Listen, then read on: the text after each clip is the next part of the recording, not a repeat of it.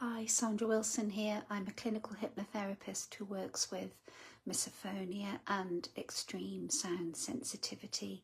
So this video is part 3 in my little series of videos about dog barking triggers.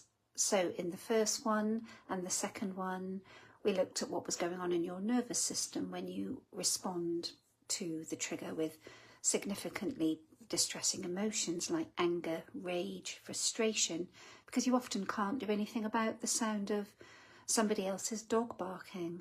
So in this video, I am going to just give you a little, a few little tips on how you can introduce some immediate feelings of calm into mind and body when your body feels flooded with anger, adrenaline, anxiety.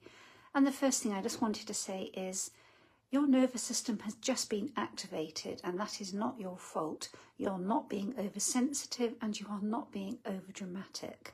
So, as I said, I'm going to guide you through a few gentle ways to help you settle. And often the first thing you may think when you've been triggered, especially in the period after, you may think, oh, it's just a dog, or I shouldn't be reacting like this. Just calm down.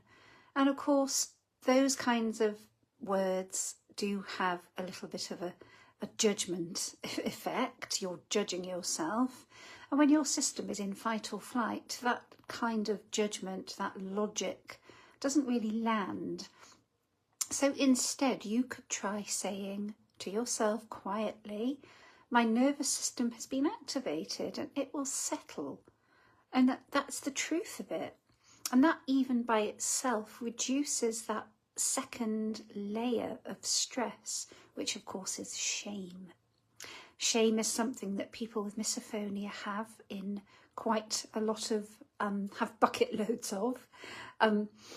And yes, often it can be really helpful to try to clear that out as much as anything else. And the second is to just regulate your body first. So after a barking trigger, your body might be tense. You might be shaking. You might feel hot, or you might notice feelings of restlessness, or you might be really wired. So you could try something like this. Breathe in deeply and exhale slowly. So make your out breath longer, slower, deeper than your inhale, than your in breath.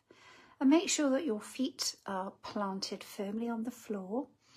And you can just try placing one hand over your chest and maybe one on your abdomen, and just gently tense and release your shoulders. So then you are directly calming how your nervous system is communicating its distress through your body. And this simple series of activities really will have the effect of just helping your body feel safe first. And then number 3 is just try to expel the excess activation if you can. Sometimes you don't need calm, you just need release.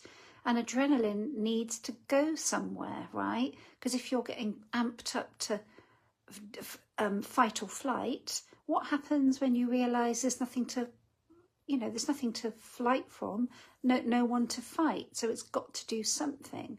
So what you can do in this situation is maybe shake your arms out briskly. You could go for a walk, just a quick walk, if you can, of course. It's not the middle of the night. You could maybe even try a couple of push-ups if you are fit enough to do that, of course. And you could just try having a little stretch, a couple of, just some neck and jaw stretches, or perhaps something that I've learned from a technique called havening, whereby you just stroke your body, you just stroke your arms, okay, just wrap your arms around yourself and just this kind of motion, okay? So that signals to the body that the threat has passed. And of course, you could also try to reduce that feeling of anticipatory anxiety. And often the distress isn't just about the bark, it's the fear of the next one coming. And this is often what keeps us in that loop of anticipation, trigger, anticipation, trigger. And then, of course, everything seems to go south after that. So you could try just gently bringing your attention to something predictable, like the sensation of the breath going in and out of the lungs, the sensation of your clothes against your skin, and maybe a neutral sound in the room like a clock ticking. So this anchors you in the present moment, and you're focusing on something other than the possibility of future noise. And afterwards, just use a little self-compassion. That can often go a long way in the wake of a misophonia trigger, because we have the habit of just bullying ourselves, calling ourselves silly, etc., etc. So after a trigger, if you normally do notice a feeling of being drained, or a feeling of shame, a feeling of irritation, or feeling embarrassed or fragile, so it is normal. Okay, all those feelings are normal. Your body just went through a stress response, right? So you're going to need to have a little bit of recovery time. And you can try all of these things, maybe choosing a few words of compassion to yourself. It's not a choice, it's not your fault. You're just doing what comes naturally to your nervous system in that moment, and now you're recognizing that it's no longer a threat, and it won't be a threat anymore. So calming yourself after the barking trigger isn't about forcing yourself to tolerate it. It's about helping your nervous system to recognize that you are safe now. And with practice, many people often do find that the intensity and the recovery time can reduce, not because they force themselves to cope, but because their system just feels more supported. And if this was helpful, please hit the subscribe button or follow me if you're on Facebook or Instagram.